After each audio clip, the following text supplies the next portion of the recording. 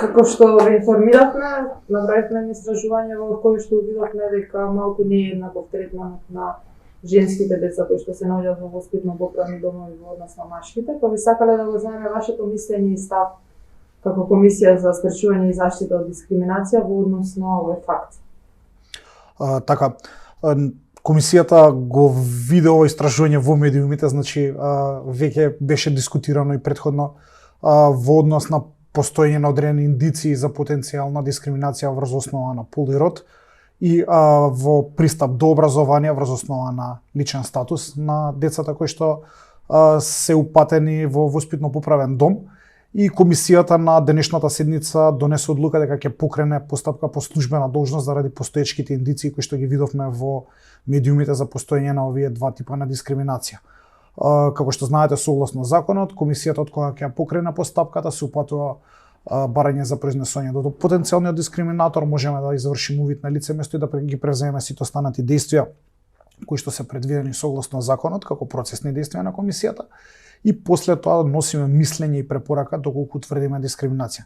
Значи во однос на тоа какво мислење би имале во конкретниот случај, би можеле да разговараме од кога ќе ја спроведеме постапката и ќе донесеме мислење и препорака. Добро, дали имате други представки кои што се однесуваат во ова поле во однос на децата во судиштво закон или нешто слично? Какво е вашето искуство во овој дом? Доколку говориме за децата кои што се на издржање на мерка во воспитно-поправни домови, сме немале досега вакви представки, меѓутоа сме имале представки кои што биле представки врз основа за потенцијална дискриминација врз основа на пол и род. Исто така сме имале представки кои што значат дискриминација во пристап до образование, меѓутоа повторно ќе кажам, не за деца кои што се на издржување на ваков вид на мерка. Како недоволната информираност во однос на можноста за поставање представки влијае врз бројот на истите?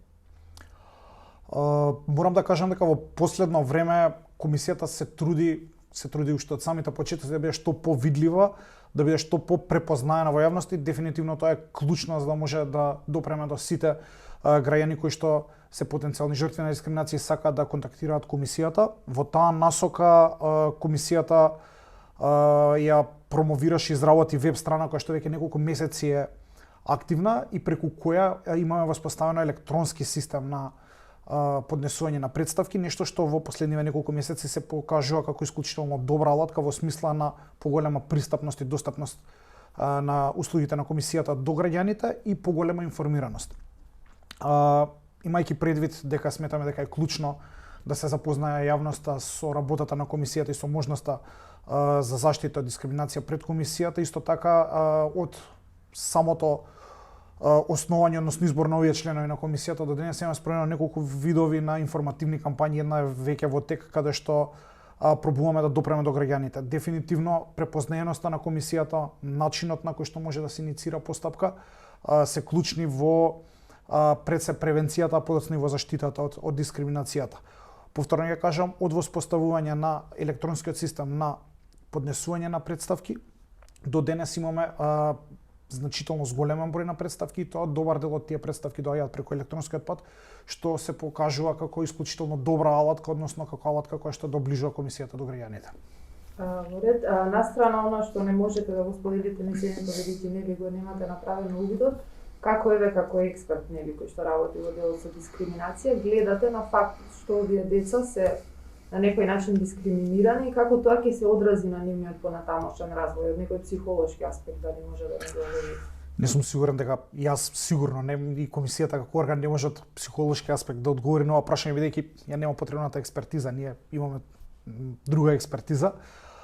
Она што можам да го кажам е дека е исклучително битно да имаме превенција од дискриминација, тоа е онаа проширена надлежност на комисијата која што ќе спречи да дојде до дискриминација во одредени случаи, односно оваа компонента на комисијата заедно со информативната компонента, дигањето на свест за феноменот на дискриминација, заштитните последици од дискриминацијата, па и за заштитните механизми од дискриминација се клучни за да кажеме ги намалиме оние случаи во кои што ќе дојде до дискриминација. Исклучително е битно да се знае дека во оние случаи кога ќе дојде до дискриминација, граѓаните не треба да се плашат или да стравуваат дека може да пријават дискриминација и дека заради тоа би трпеле штетни последици затоа што Законот за спречување и заштита од дискриминација исто така гарантира заштита од виктимизација, односно заштита од трпење на штетни последици доколку некој пријави дискриминација.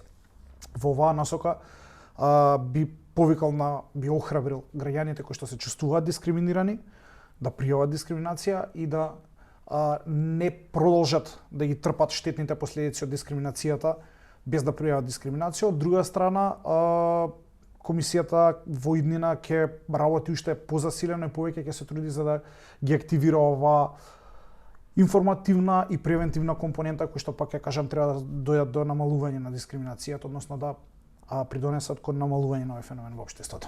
Дали тоа може да го сторат граѓани од трето лице како сведоци на некоја дискриминација? Законот за спречување и заштита од дискриминација кажува кој може во име на граѓанин да поднесе дискриминација.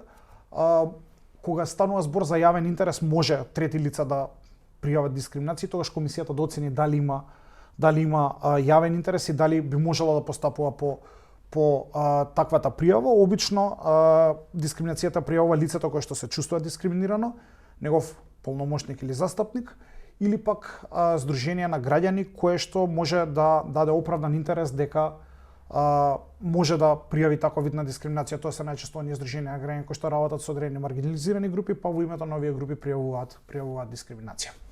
Споменавте дека работите на креирање на јавната свест во однос на можноста за пријавување.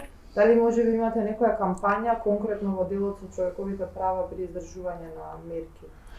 Немаме таква кампања. До сега кампањи кои што ги имаме спроведено една поголема кампања уште за време на Европското фудбалско првенство заедно со Фудбалската федерација на Македонија. Тоа беше кампања за промоција на принципот на еднаквост.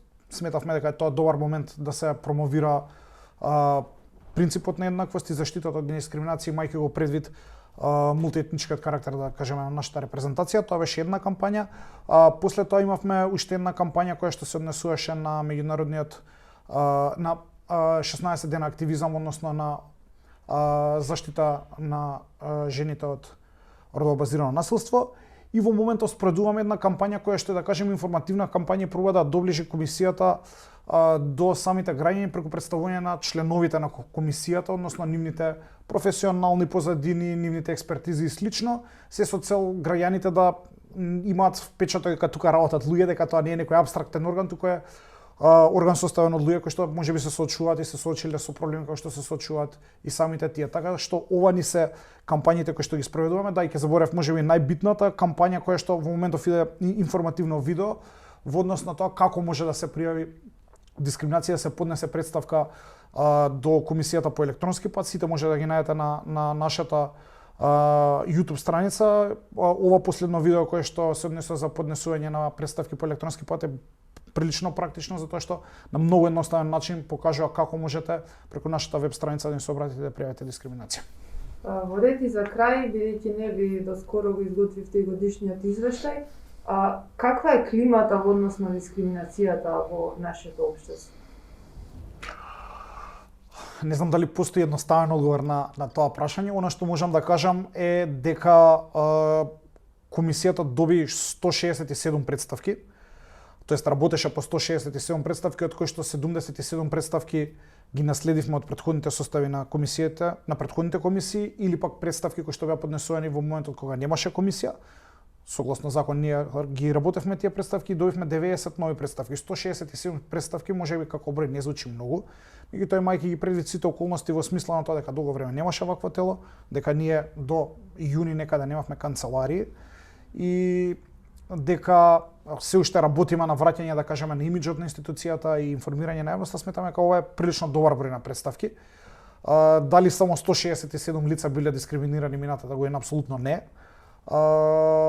Тоа не може да одрази, таа бројка не може да одрази реалната ситуација, ниту пак можеме ние преку една година од нашата работа да кажеме генерално каква е климата. Самото тоа што комисијата покажува само иницијативност и имаше инициирано доста постапки по службена должност, само до тоа што издававме неколку општи препораки кои што опфаќаат поголем број на лица кои што се жртви на дискриминација како групи лица, најчесто системска дискриминација, покажува дека има уште доста да се работи на полето на превенција и заштита од дискриминација. Од друга страна, имајќи ги предвид големиот број, да кажеме, на представки кои што ние ги отфрливме заради ненадлежност, нејасните и неконцизните представки кои што ни стигаат од граѓаните, делумно, нели, не сите представки, покажува дека треба да се работи и на информирање на граѓаните, на покренување на свеста и генерално добивање на повеќе информации за тоа како треба да се обработат комисијата, кои се битните елементи во представката кои што треба да ги наведат, како и нели што може да очекуваат како заштита од комисијата, затоа што доста често граѓаните имаат или погрешни очекувања во смисла на тоа што можеме ние да донесеме како акт, или пак да кажеме, немаат јасна слика каде треба да се обратат за одреден правен проблем, па многу често правен проблем кој што не е дискриминација го адресираат и до комисијата. Добре, ви благодарам. Фала и на вас.